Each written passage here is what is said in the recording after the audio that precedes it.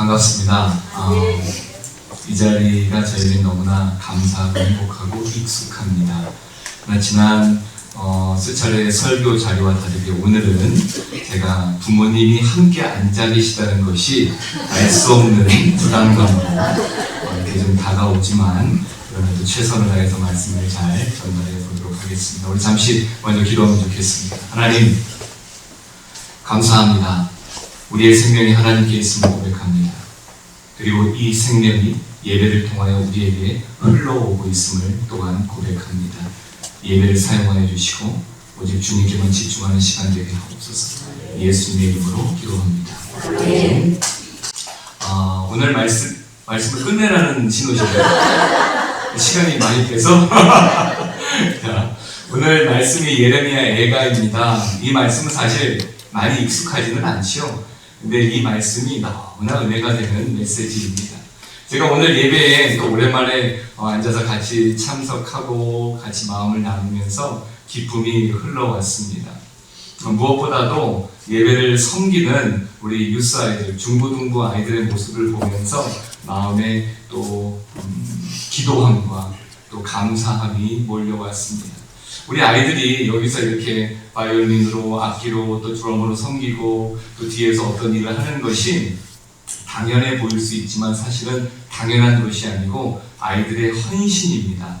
물론 아이들의 얼굴 표정이 바벨론 포로 끌려온 애들처럼 내가 왜 여기 앉아있나 싶기는 하지만 그럼에도 나와 앉아있는 이 자체가 보세요. 이런 말을 해도 표정이 변함없어요.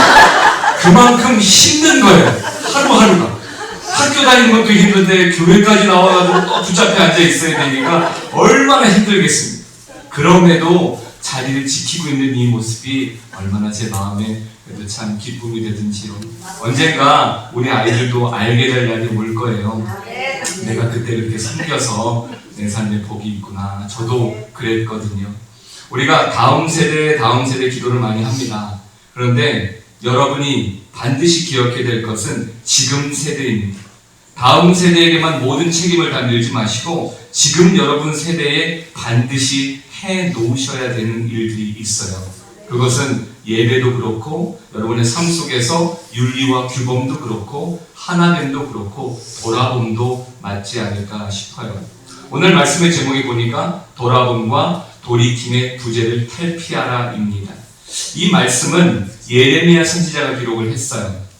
예레미야는 남유다를 향하여 회개하라라고 외쳤던 선지자입니다. 그런데 남유다가 회개했을까요? 안 했을까요? 안 했겠죠. 그러니까 오늘 말씀이 기록이 되었겠죠. 예레미야는 예레미야라는 말씀을 통해서 계속하여 돌아오라를 외쳤지만 결국 돌아오지 아니하였고 예레미야 애가의 말씀의 내용은 그렇게 회개하지 못한 이스라엘 백성들이 바벨론의 포로가 돼서 끌려간 상황에서 기록한 메시지예요. 그러니까 예레미야 애가는 에카라는 뜻으로 어찌하여라는 메시지입니다. 어찌하여가 무슨 뜻입니까? 왜? 이런 내용이에요. 하나님 왜요? 라는 탄원시가 바로 예레미야 애가의 말씀이에요. 근데 이 탄원이 1장에서 5장까지 기록되어져 있어요. 짧은 말씀입니다. 근데 여러분 이런 부분을 생각해 보면 좋겠어요. 예레미야의 하나님을 향한 그 답답함, 탄원은 1장에서 5장까지 기록되어 있지만 돌아보지 못하고 깨닫지 못하고 회개하지 못하는 우리를 향한 하나님의 가슴 아픔은 5장으로 끝날 것이 아니라 50장, 500장, 5000장 어쩌면 그 이상으로 더 클 수도 있다는 사실이에요. 근데 이 예레미야 애가 말씀의 구성이 굉장히 독특하거든요. 5장까지인데 1, 2, 4, 5장이 22절까지만 기록되어 있어요. 이해가 되셨죠? 1, 2, 4, 5장은 1절에서 22절까지만. 그래서 3장은 66절까지 기록이 되어 있어요. 여기서 한 번 더 나누어 보면 1장, 2장, 3장, 4장은 비슷한 흐름을 갖고 있지만 5장은 완전히 생뚱맞은 22절로 구성되어 있습니다. 그것이 무엇이냐면 우리가 한국말은 자모음 24개로 구성되어 있어요. 그러니까 14개와 10개 모음. 자음이 14개죠. 기역, 니은, 디귿, 리을, 미음씩 쭉 나가요. 그 10개 아야, 어여, 오요, 우유로 기록되어 있어요. 영어는 26개의 알파벳이 있습니다. 근데 히브리어는 22개로 구성되어 있어요. 이제 조금 감이 오시나요? 왜 22절로 기록되어 있는가? 1장, 2장, 3장까지는 알파벳 순서대로 쭉 기록이 되어 있어요. 예를 들면 영어로 A로 따지면은 All my heart is yours. 내 모든 삶이 당신의 것입니다. B는 belonging to you. 당신께 속하여 있습니다. C, call my name. 나의 이름을 불러주십시오. 이런 식의 구성으로 만들어져 있다는 거예요. 그런데 5장은 그냥 이 구성 말고 22절로만 구성이 되어 있어요. 그럼 3장은 66절이라고 말씀드렸어요.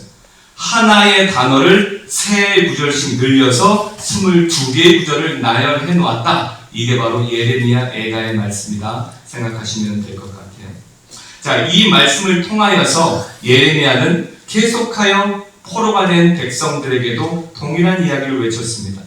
돌아봐야 한다. 돌이켜야 한다. 회개해야 한다. 이지요. 돌아봄이라는 뜻의 사전적 의미는 우리가 했던 일들을 다시 뒤돌아보는 것입니다. 회상하는 것이죠. 근데 돌이킴은 달라요. 돌이킴은 conversion이라고 영어로 표현합니다. 내가 왔던 길에서 걸음을 옮겨서 다시 뒤로 돌아가는 거예요. 바둑을 둘 때에 바둑 이제 뭐 많이 두시겠지만 복기라는 것을 합니다. 왜 하죠? 내가 바둑을 두었고 왜 졌는지 왜 이겼는지를 다시 한번 돌을 놔보면서 돌아가 보는 거예요. 이것이 바로 복기라고 하죠. 그러니까 돌이킴이라는 것은 말로만 하는 것이 아니라 실제로 내 걸음과 삶을 옮겨가는 것입니다. 이것이 오늘 우리에게 필요한 삶이죠. 돌아봄과 돌이킴의 부재를 탈피하는 것. 하나님께서 오늘 나에게 무엇을 원하는가를 다시 한번 말씀을 통해서 깨달아야 한다는 것입니다. 그러면 이제 하나님 주신 말씀 중에서 우리가 나눠야 되는 또 다른 말씀을 보도록 할게요. 이게 지금 넘겨주시면 더 좋을 것 같아요. 자, 말씀을 보죠. 계속 제가 말씀을 드릴 테니까 넘겨주세요. 예레미야가 3장 40절 말씀이요. 우리가 스스로 우리의 행위들을 조사하고 여호와께로 돌아가자. 제가 굉장히 사랑하는 말씀입니다. 이 말씀으로 여호와께 돌아가자 이런 찬양도 있잖아요. 그죠? 우리가 여호와께로 돌아간다는 것은 지금의 내 자리를 벗어나야 되는 아주 거룩한 결단이며 행위입니다. 근데 내가 지금 서 있는 곳을 벗어나는 것은 여간 불편한 일이 아닙니다. 되게 불편하고 짜증이 나기도 합니다. 그럼에도 돌아가야 되는 이유가 너무나 명백하거든요. 하나님은 우리를 너무 사랑하십니다. 하나님은 우리가 돌아오기를 기다리고 계시는데 그 기다림 속에서 말씀만 하는 것이 아니라 우리에게 많은 징조들을 보여주세요. 제가 섬기는 애슈라니 침례교회는 지금 여러 가지 새로운 탈피 중에 있습니다. 교회가 이제 제가 돌아가면 3월 셋째 주에 38주년 창립 예배를 드리게 됩니다. 제가 교회를 섬기게 된 것은 이제 7주년이 되었습니다. 교회가 2개의 건물이 있는데 지난 허리케인으로 지붕이 무너졌습니다. 그러니까 무너졌다는 것이 완전히 무너진 것은 아니고 비가 셀 정도가 되었습니다. 제가 한 손으로 안을 수 없는 아름드리 나무 7그루가 쓰러졌습니다. 전기가 끊어졌습니다. 전기 없이 저희 집이 2주 이상을 살았습니다. 냉장고에 있는 음식을 다 버리고 저도 지금 애플워치를 차고 있는데 전기가 없으면 충전이 불가능합니다. 전기가 없으면 전화기도 안 됩니다. 전기가 없으면 기름을 넣을 수도 없습니다. 모든 것이 원시 시대로 돌아갔습니다. 정말 절망의 상황 속에서 한 줄기 빛이 보였던 것은 주변에 있는 미국인들의 가정들이 밖으로 나오기 시작하더라고요. 그러더니 배드민턴을 가족이 치기 시작합니다. 전기가 있을 때는 아이들은 자기들 방에서 나오지 않아요. 아빠는 무비 보고 영화 보고 엄마는 뭐 또 셀폰 보고 이렇게 하고 있다가 그렇게 자신들의 가족들 간의 관계는 단절되었었는데 전기가 없어지니까 할 게 없어요. 그러니까 가족들이 다시 한 마음이 돼서 밖으로 나오더라고요. 그 모습을 보면서 저에게도 희망이라는 것이 생겼습니다. 불편함 속에서 하나님이 우리에게 주시는 또 다른 희망이 생기게 되는 것이죠. 교회는 그 사건을 기록해서 지금 지붕은 다 수리가 끝났습니다.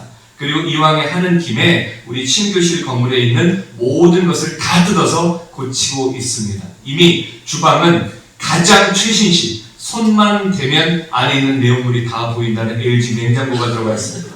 그리고 오븐도 에어프라이어까지 함께 할 수 있는 것, 그리고 디시워셔도 가장 좋은 곳으로 다 들어왔습니다. LG로 바꿨습니다.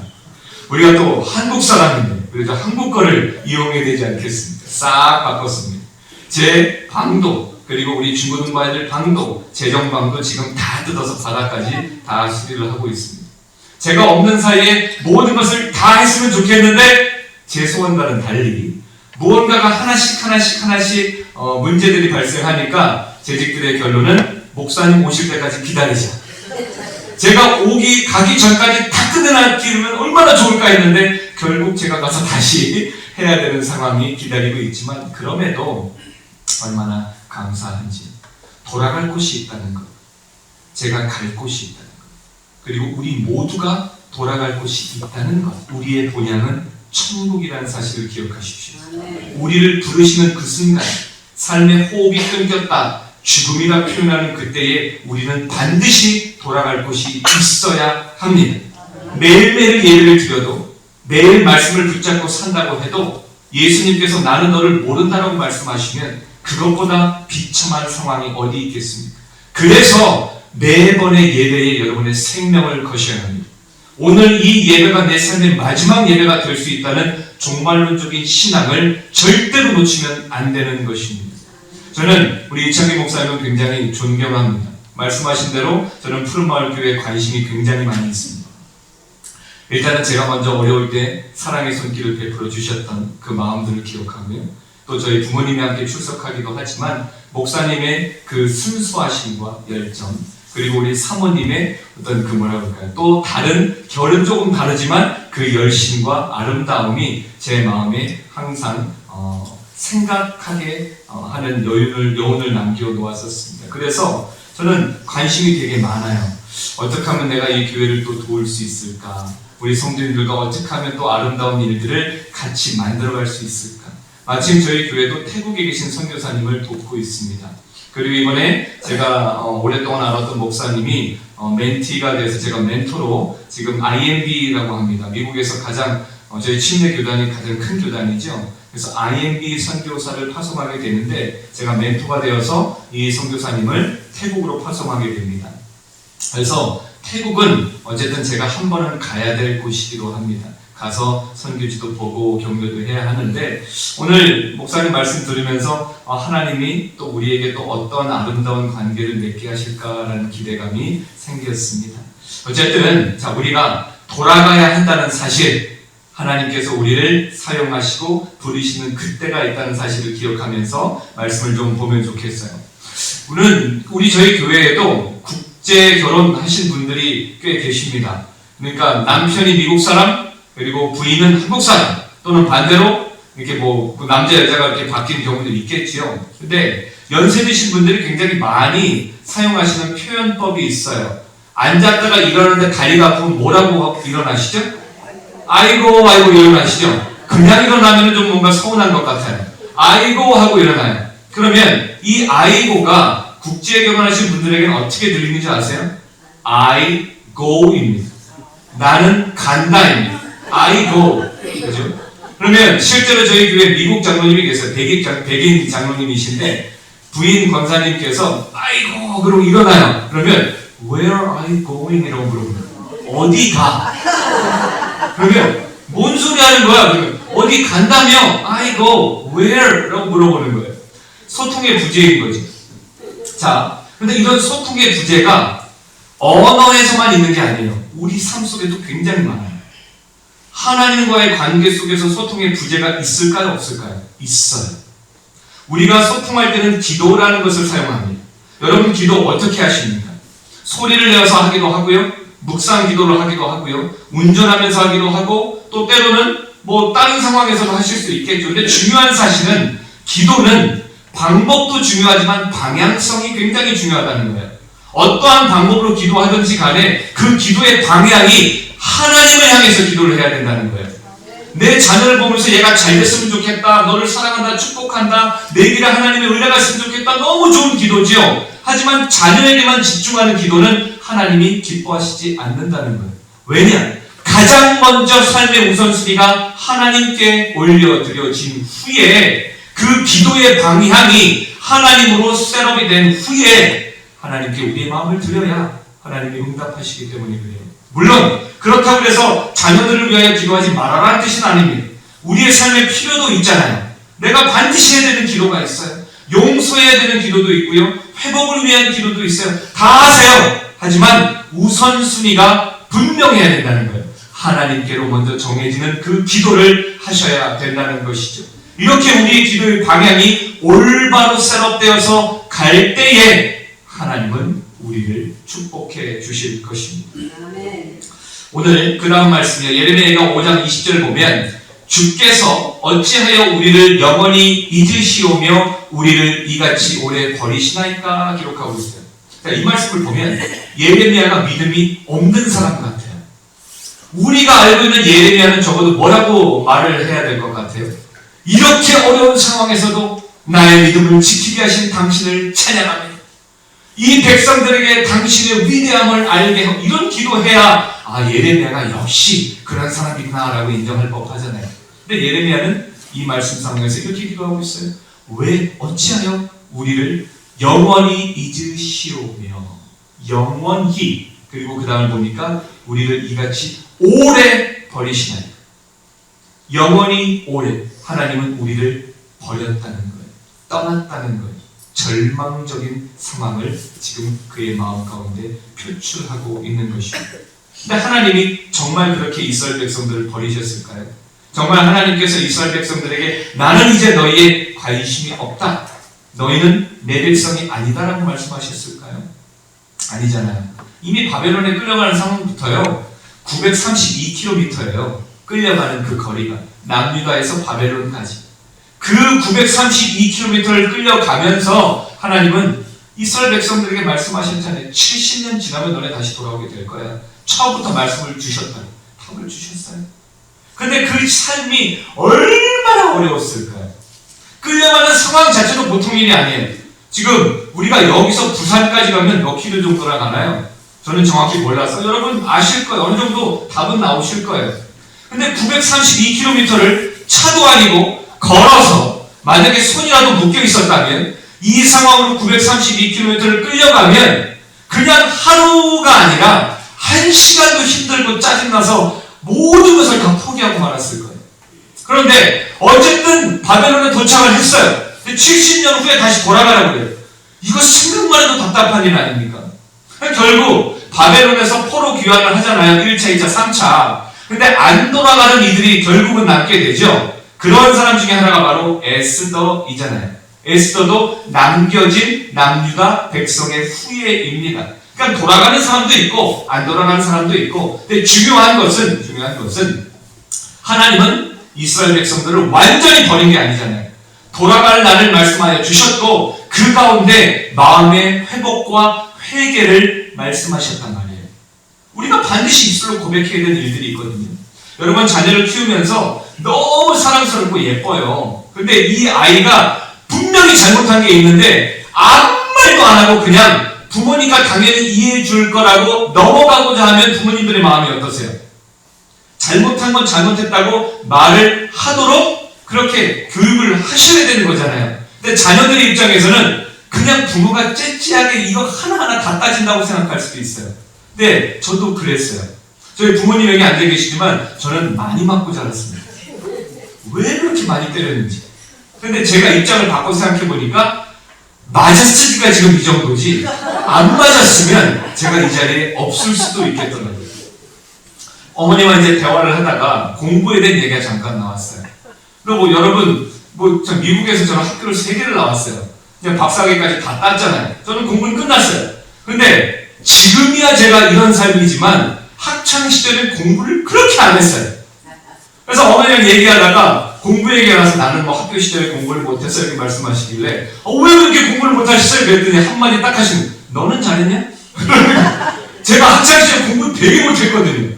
근데 못했다는 표현보다는 안 했다는 표현이 조금 더. 근데 저는 그때는 음악을 했기 때문에 음악에 관심이 좀 더 있었고. 근데 제가 아들을 키우면서 제 첫째 아들이 저에게 간혹 이런 얘기를 해요. 아빠 인생은 하드코어다라는 말을 합니다. 하드코어. 원래 제가 태권도를 했었고 그러다가 음악으로 바꿨고 음악을 하다가 음악 바꾸고 이제 사역을 시작했단 말이에요. 근데 각각 했던 그 일들의 획을 적어도 하나씩은 다 그었어요. 다 하나씩은 그었어요. 그러니까 저희 아들은 그런 말을 하는 거예요. 나는 아빠처럼 살고 싶지 않아. 하나 진득하니 그냥 붙잡아서 소소한 삶을 살아가고 싶다는 거예요. 근데 자, 하나님의 입장에서 우리를 보실 때에 하고 싶은 말씀들이 참 많을 것 같아요. 근데 우리도 하나님께 하고 싶은 말들이 많거든요. 왜 하나님 내 기도 응답 이렇게 늦게 하십니까? 왜 나를 이렇게 영원히 버린 것처럼 버림받은 것처럼 외롭게 살게 하십니까? 하나님 내 딸을 위하여 내 아들을 위하여 이렇게 열심히 기도하고 있는데 얘네들 왜 이렇게 여전히 바벨론 포로처럼 살아가고 있습니까? 하나님 우리 엄마 아빠를 위하여 그렇게 기도하고 있는데 왜 여전히 우리 엄마 아빠는 바로처럼 나를 자꾸 부려먹기만 합니까? 이런 각각의 기도의 차이들이 있단 말이에요. 근데 우리의 기도가 앞서 말씀드린 것처럼 정확한 방향이 설정이 돼 있을 때 내 스스로를 돌아볼 수 있고 그리고 그 돌아봄 속에서 잘못된 것을 돌이킬 수 있는 은혜가 있다는 사실을 기억하시기를 바랍니다. 예레미야는요 하나님의 의도를 몰라서 섭리를 몰라서 이렇게 기도하고 있는 거 아니에요. 이 예레미야 애가 말씀 자체가 사실 다 기도의 내용이거든요. 근데 그 기도의 방향성이 대상이 명확하게 설정이 되어져 있어요. 자, 근데 참 안타까운 말씀 하나 나누지요. 그 다음 말씀입니다. 예레미야가 4장 4절이요. 젖먹이가 목말라서 혀가 입천장에 붙으며 어린아이들이 떡을 구하나 떼어줄 사람이 없대요. 젖먹이라는 것은 빵새, 0세에서 2살까지의 인펀트를 얘기하는 것입니다. 엄마의 도움이 없으면 살아갈 수가 없는 아이들입니다. 그런데 이 아이들이 먹을 게 없어요. 혀가 입천장에 붙을 정도까지 굶게 되었다는 거예요. 더 안타까운 말씀은요 4장 10절에 있어요. 거기에는 자신의 자녀를 엄마가 삶아 먹는다는 표현이 있어요. 부모가 얼마나 배가 고픈지 자녀를 삶아 먹는 그 참혹한 현장이 바로 이때였다는 거예요. 예레미야는 하나님의 말씀으로 결혼을 안 했습니다. 그럼에도 불구하고 그의 눈에 보인 상황은 하나님 이건 좀 아니잖아요. 아니 어떻게 이런 상황까지 오도록 하십니까? 라는 메시지를 올려드리고 있는 거예요. 그렇다고 해서 예레미야가 하나님을 향한 믿음이 변절되었거나 이 원망의 상황 속에서 믿음을 바꾸고 개종하고 있는 상황은 아닙니다. 앞서 말씀드린 것처럼 예레미야는 내가 기도를 하는 방향성에 대해서 분명히 알고 있었거든요. 그 다음 말씀입니다. 여호와여 라고 기도하고 있어요. 우리가 당한 것을 기억하시고 우리가 받은 치욕을 살펴보시옵소서. 내가 왜 이렇게 하나님께 기도하고 있는지 다른 사람은 몰라도 하나님은 알고 계시지 않습니까? 라고 외치고 있는 것입니다. 여러분 어디를 향하여 기도하고 계십니까? 누구를 향하여 기도하고 계십니까? 어떤 기도를 하고 계십니까? 여러분 스스로의 기도를 생각해 보세요. 우리가 적어도 하루에 3번은 기도하죠. 아침, 점심, 저녁 밥 먹을 때. 그죠? 근데 이걸로 끝나면 곤란해요. 여러분의 삶에 또 묵상 기도가 있어야 되겠죠. 저는 매일 아침 일어나면 먼저 기도를 합니다. 그리고 미국에서는 저희 아이들 가장 먼저 머리에 손을 얹고 축복 기도를 해줍니다. 하나님 오늘도 이 아이에게 생명을 주시니 감사합니다. 학교에서도 매맞지 않게 하시고 따돌림 당하지 않게 하시고 선생님께 사랑받는 하루 되게 하시고 사랑 나누는 하루 되게 하옵소서. 예수님 이름으로 기도합니다. 10초 정도 걸립니다. 자녀를 위하여 부모가 먼저 이 10초를 쓰지 않으면 하루가 24시간인데 1440분이잖아요. 내가 사랑하는 누군가를 향해서 10초 쓰는 것도 못하면서 하나님께 내가 당신을 사랑합니다 라고 말하는 것 굉장한 거짓말입니다. 여러분의 자녀를 사랑하시면 시간을 투자하십시오. 자녀들도 여러분의 부모님을 사랑하는 마음이 있으면 투자하세요. 이것이 올바른 우리의 삶의 규범이며 윤리이며 거룩이지 않을까 싶어요. 예레미야는 하나님께 기도하고 있어요. 여호와여, 지금 우리 이 아픈 상황을 다른 사람은 몰라도 당신은 알고 계시오니 기억해 주십시오. 그리고 반드시 우리에게 소망과 희망을 허락하여 주옵소서라고 기도하고 있는 것입니다. 그 다음 말씀이에요. 5장 21절 말씀입니다. 여호와여 우리를 주께로 돌이키소서 그리하시면 우리가 주께로 돌아가겠사오니. 근데 이 예레미야의 고백 속에서 우리를 돌이켜 주시옵소서 그러면 우리가 무언가를 해볼 수 있지 않겠습니까? 이런 내용이 아니에요.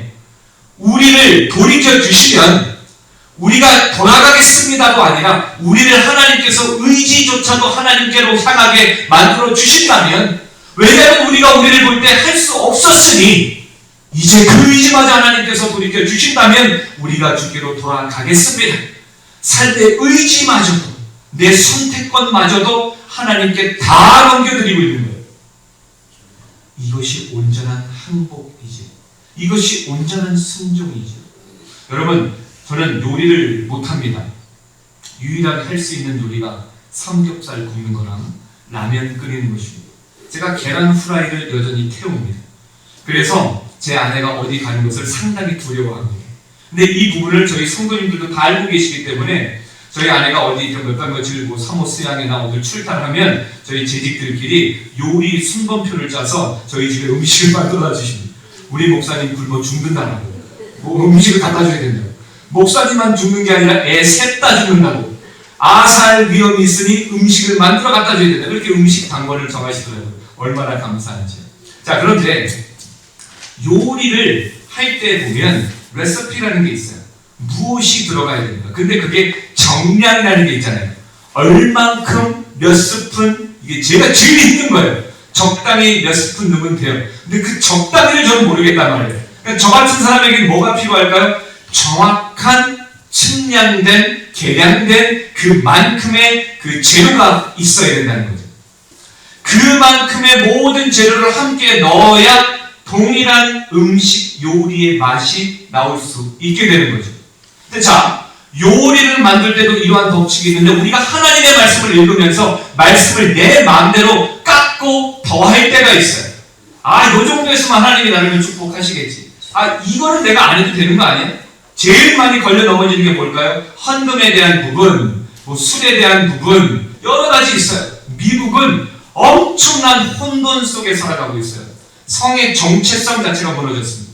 근데 제가 트럼프 대통령을 굉장히 지지하거나 의원하거나 막 이런 캐릭터는 아닙니다. 근데 딱 하나 좋은 거를 말하면 젠더는, 성은 male, female, 남자와 여자뿐이다라고 딱 선포한 거 이거 하나. 이게 얼마나 좋은 줄입니다. 미국에 타겟이라는 슈퍼마켓이 있어요. 우리로 따지면 이마트 정도 되는 거예요. 근데 거기에 우락부락한 남자예요. 남자의 모습이에요. 수염도 있어요. 근데 본인 생각할 때 나는 정체성이 여자예요. 자기가 생각할 때. 그러면 여자 화장실을 들어가도 돼요. 여러분 생각해보세요. 이렇게 눈에 넣어도 안 아픈 이 딸들이 여자 화장실에 들어가 있는데 그런 남자가 여자 화장실 문을 열고 들어가요. 실제로 이러한 일들을 성범죄가 굉장히 많이 일어나요. 보내시겠습니까? 못 보내죠. 저는 절대로 저희 아이를 혼자 화장실 안 보냅니다. 저희 큰아들이 14살인데 14살짜리 아들도 혼자 안 보냅니다. 제가 남자 화장실을 같이 따라 들어갑니다. 이러한 일들이 일어나는 것이 미국입니다. 성적인 정체성 엄청나게 혼란스럽습니다. 캘리포니아 쪽은요 이미 실리콘밸리라고 하죠. 모든 것이 다 발전하고 발달하는 건 좋아요. 그런데 법안이 통과가 됐어요. 어떤 법안이냐? 중고등부 아이들, 그러니까 유스라고 하죠. 그 아이들이 내가 생각할 때 나는 여자로서의 삶이 더 좋아요. 남자인데. 근데 난 여자인데 남자로서 사는 게 더 좋아요. 그러면 부모에게 말하지 않고 성전환 수술을 받을 수 있는 이 법안이 통과가 됐어요. 그리고 미국은 5개월이 되면 소노그램이라고 이제 초음파를 하죠. 그래서 이게 보면서 남자인지 여자인지가 결정이 되잖아요. 보여지잖아요. 그러면 소노그램에 떠요. It's a boy, it's a girl 나와요. 남자입니다, 여자입니다. 근데 그것을 못하게 됐어요. 내 아이의 성별을 네가 결정하지 말라는 거예요. 남자아이의 모습이 보여도 얘가 나중에 여자가 되면 네가 어떡할 건데 네가 남자라고 얘기해? 이렇게 말하는 거예요. 지금 이게 미국이에요. 이런 세대를 우리가 살아가고 있어요. 얼마나 삶이 타락하고 우리의 마음과 생각과 그리고 삶의 본질들이 뒤집혀진 이러한 엉망진창의 삶 속에서 우리는 허덕이고 있단 말이에요. 자, 그래서 우리가 말씀을 읽을 때에 가감하면 안 된다는 거예요. 더하지도 빼지도 말고 하나님께서 주신 그 메시지를 명확하게 읽을 수 있어야 된다는 거죠. 예레미야가 지금 기도하는 게 이거예요. 작은 것 하나조차도 내 스스로 할 수 없사오니 하나님께서 해주십시오. 내 의지와 내 마음은 이미 바닥에 떨어진 지 오래되었습니다. 우리 모두가 그렇습니다. 그래서 지금 바벨론 포로가 되어 있습니다. 그러니 하나님께서 이제 새롭게 모든 것을 시작하여 주십시오라고 기도하고 있는 것입니다. 그런데 이러한 기도 가운데 중요한 것이 뭔지 아세요? 회개입니다. 온전한 회개가 없으면 회복이 없어요. 이 회개가 되게 어려운 거거든요. 여러분 회개가 쉽게 되시던가요? 오늘 하루의 죄 가운데 내가 이거 좀 하지 말 걸 그랬나? 이런 회개가 쉽게 되시던가요? 이거 되게 힘든 거예요. 목사인 저도 너무나 어려워요. 하지만 온전한 회개가 있어야 건강한 회복이 있어요. 이 돌아봄이 있어야 돌이킴이 있어야 하나님께서 우리를 축복하시듯이 이러한 공식이 있는 거거든요. 그 다음 말씀 하나 볼까요? 예레미야가 5장 22절 보니까 주께서 우리를 아주 버리셨대. 완전히 버렸대. 완전히. 그런데 자, 저는 말씀을 읽을 때 이제 여러 가지 버전을 같이 보는데 그 중에 영어 성경을 꼭 같이 봐요. 왜냐하면 내용이 좀 다르게 번역이 되어 있거든요. 보면 주께서 우리를 아주 버리셨사오며 한국어 성경은 이렇게 말하고 있어요. 그러나 영어 성경은 unless라는 단어가 시작을 하고 있어요. 이게 조건절입니다. 뒤에 무언 것을 하지 않았다면 이라는 뜻이에요. 근데 뒤에 보니까 you have utterly rejected us. 우리를 완전히 그냥 꺾어서 찢어서 완전히 다 끝내지 않았다면 이라는 뜻이에요. 우리를 그렇게 하지 않으셨다면. 근데 자, 답은 이미 하나님께서 말씀하셨어요. 70년이라는 시간을 주셨잖아요. 그럼 이거는 완전히 버린 거예요? 잠깐 놓은 거예요? 잠깐 놓은 거예요. 답은 주셨어요. 그러니까 이게 좀 해석이 이렇게 달라지거든요. 한국 성경은 완전히 우리를 버렸다 이렇게 되고 있지만 영어 성경에서는 우리를 완전히 그렇게 찢어서 포기한 게 아니라면 우리를 다시 돌이켜 주시옵소서라고 고백하고 있는 거예요. 하나님은 우리가 멸망하는 것보다는 다시 회개하여 회복하는 것이 관심이 더 많으세요. 우리 아버지잖아요. 우리를 지으셨잖아요. 아니 아버지가 자녀가 잘못된 것을 바라고 기도하는 부모가 어디 있어요? 아버지는 자녀가 잘 됐으면 좋겠다라는 거예요. 그리고 자녀의 좋은 소식에 힘을 얻는 거죠. 제가 사는 이 예수교 지역에는 한인이 없어요. 많이 없어요. 되게 많이 없어요. 그래서 저희 교회는 이제 웹사이트를 보시고 이 애쉬빌에 지역뿐만 아니라 1시간 거리, 1시간 반 거리에서 다 차를 몰고 오시는 분들로 구성이 되어 있어요. 그래서 애쉬빌에서 오신 분들은 40%, 나머지 60%가 다 다른 데서 오시는 성도님들입니다. 그런데 에이시언이 많이 없다 보니까 저희 아이들, 저희 큰 아들은 중학생이에요. 학교에서 유일한 한국인이고요. 그리고 몇 안 되는 에이시언이에요. 이 몇 안 되는 에이시언이라는 말 중에는 인도 사람도 있는 거고 다른 인종들도 있는 거예요. 외로움을 경험을 하죠. 아이들끼리 자기들끼리 친구끼리 이렇게 놀리는 말이 있어요. 인종차별 말들 하잖아요. You Asian 딱 그래요. 그러면 저희 아들은 지지 않아요. You Mexican 딱 그러고 바로 받아쳐요. 백인들이 너는 어디서 왔어? 그럼 저희 아들은 텍사스에서 태어나거든요. 나는 텍사스에 태어났어. 그러면 No way. 너는 한국에서 태어났었어야지 라고. 이것도 인종차별이에요. 미국에서 태어난, 미국은 연합국가잖아요. 그러면 저희 아들은 지지 않아요. 그럼 너는 유럽에서 태어났었어야지. 백인의 원조가 여기가 아니잖아. 너도 거기서 태어난. 한마디도 안 져요. 근데 저는 그게 보기 좋아요. 아들에게 저는 그런 얘기해요. 자부심을 갖고 살아요. 에이시언으로서 모범이 되는 행동을 보여요. 누가 봐도 한국인으로서 자부심을 갖고 살아가요. 근데 한국이 참 많이 그런 부분을 도와줘요. K-pop. 다른 건 몰라도 한국 사람이라고 하면 되게 좋아요. K-pop. 저랑 친하지도 않고 만난 적도 없는데 BTS 물어봐요. 내가 어떻게 알아? 내가 BTS를. 물론 제가 음악을 했지만 제 세대 때는 다른 사람 가수들이란 말이에요. 제가 그쪽 가수들은 만나고 작업을 같이 했어도 이쪽은 제가 지금 전혀 지금 목회로 제가 뛰어든 지가 언젠데 모르죠. 근데 얼마나 고마운 일들이 많은지 몰라요. 그래서 저는 목회장, 제가 지금 저희 그 노스캐롤라이나 지방 회장이거든요. 이런 얘기합니다. 우리에게 필요한 것은 K-Church입니다. K-Praise입니다. 자, 부모는 자녀가 잘 자라는 것을 기뻐합니다. 하나님은 우리 아버지십니다.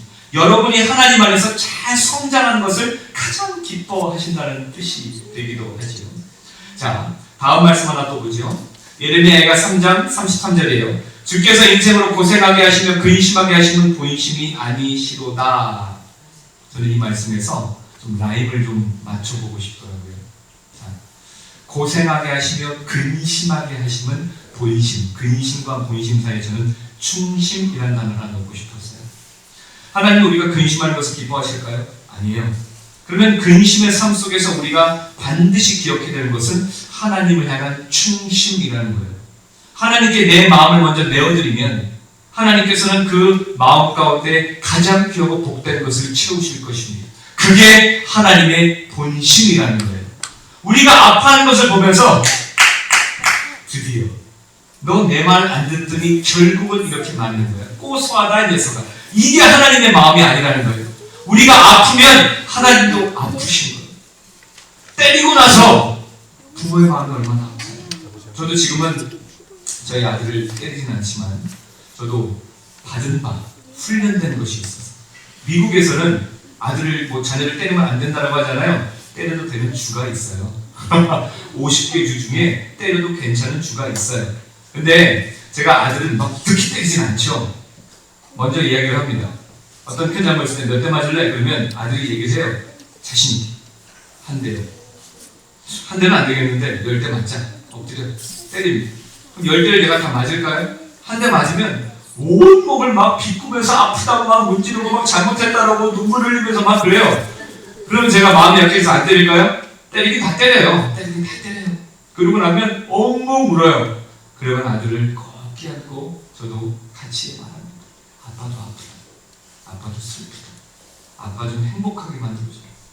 그렇게 그러면 그 맞고 나면 얘가 그 다음부터는 동일한 잘못을 하지 않을까요? 또 해요. 그럼 또 때려요. 그럼 또 같이 울어요. 그냥 그렇게 살아가는 거예요. 매일매일 그렇게 해요. 저도 어릴 적에 어머니한테 많이 맞았어요. 엄청 많이 맞았어요. 아버지에게 맞은 횟수 빈도보다 어머니에게 맞은 게 더 커요. 한 100대를 맞았다 싶으면 98대는 어머니한테 맞고 2대는 아버지한테 맞았어요. 그래서 더 가까운지도 몰라요. 어머니랑 뭔가 교감의 그게 좀 많아요. 뭐 그렇다고 해서 아버지랑 멀다는 뜻은 아니에요. 근데 몸의 대화를 나누다 보면 이게 조금 더 이렇게 느껴지는 게 있어요. 그런데 그렇게 맞고 나면 어머니가 꼭 아픈 데다 약을 발라주셨어요. 약을 발라주셨어요. 아버지한테 맞고 났을 때는 아버지는 강하고 임팩트 있게 때렸거든요. 임팩트 있게. 그렇게 맞고 나서 제가 음악 한참 한다고 할 때 손을 부셔버리겠다고.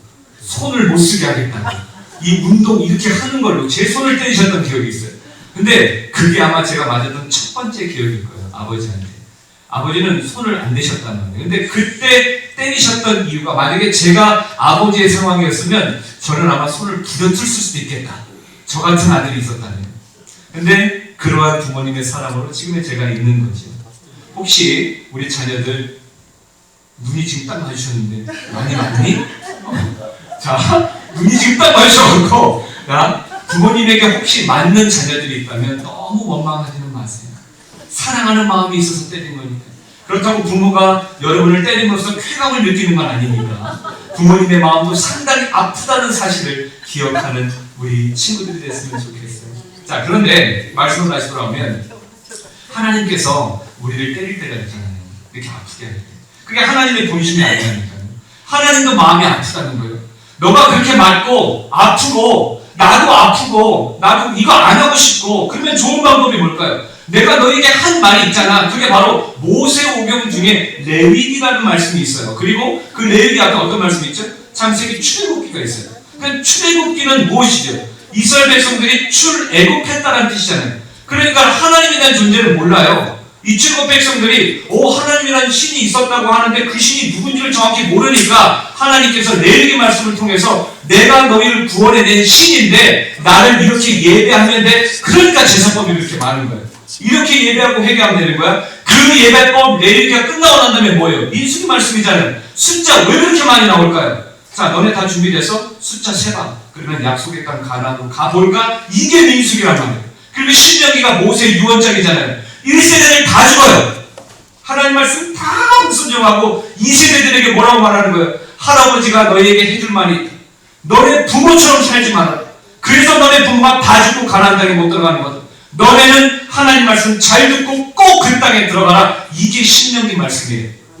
하나님 말씀에 순종하여라. 자, 우리가 하나님의 백성으로 기억해야 될 것은 하나님께서 우리에게 주시는 율법을 기억하는 거예요. 그 율법이 뭐죠? 10계명이잖아요.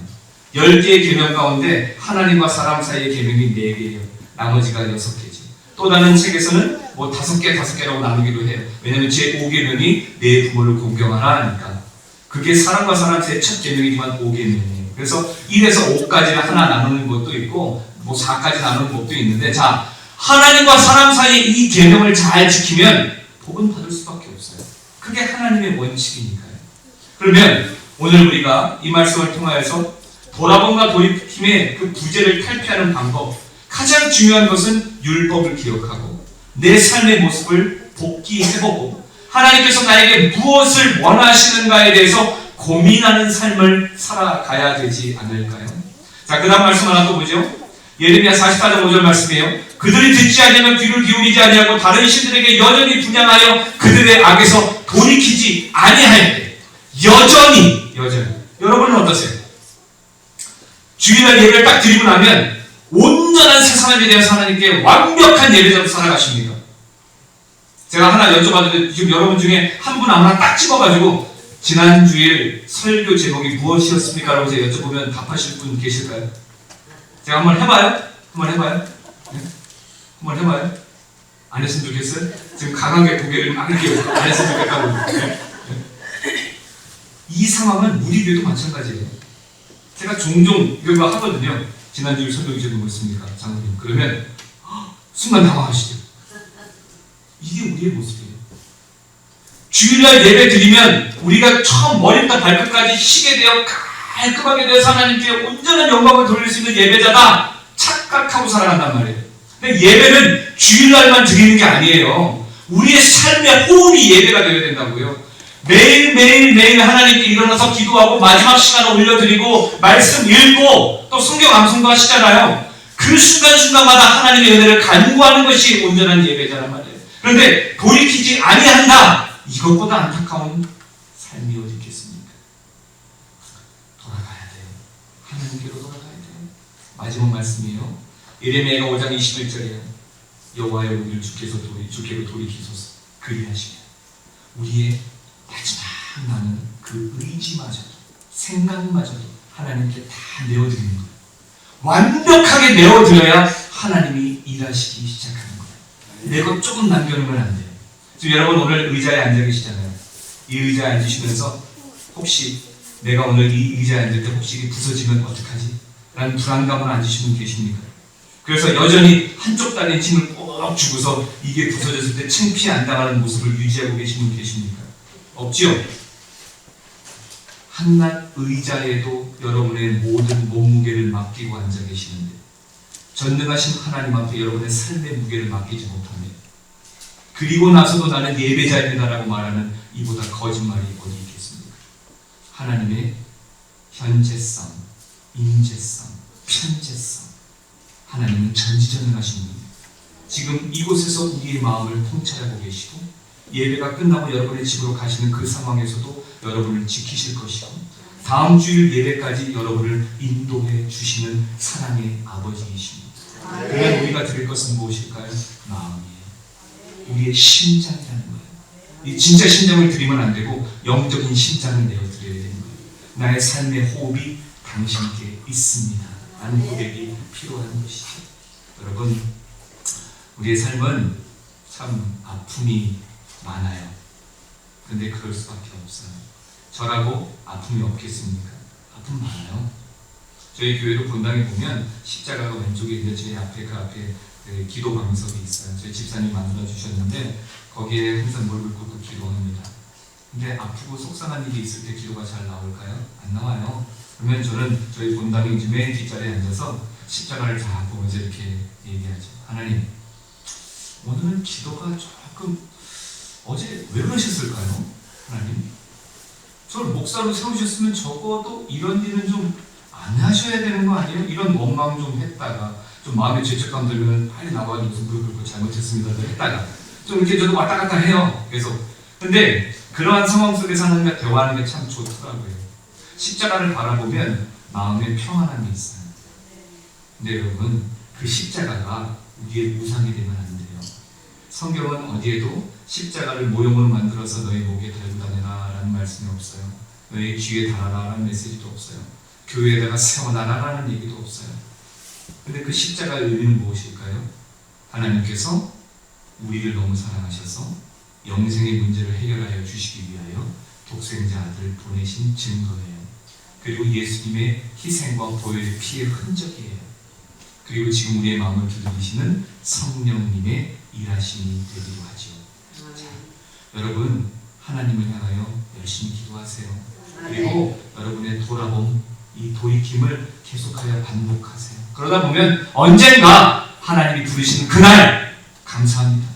오늘 하나님이 부르셔도 아멘 할렐루야, 하나님 말씀에 순종하여 이룰 것을 다 이루었나이다 고백할 수 있지 않을까요?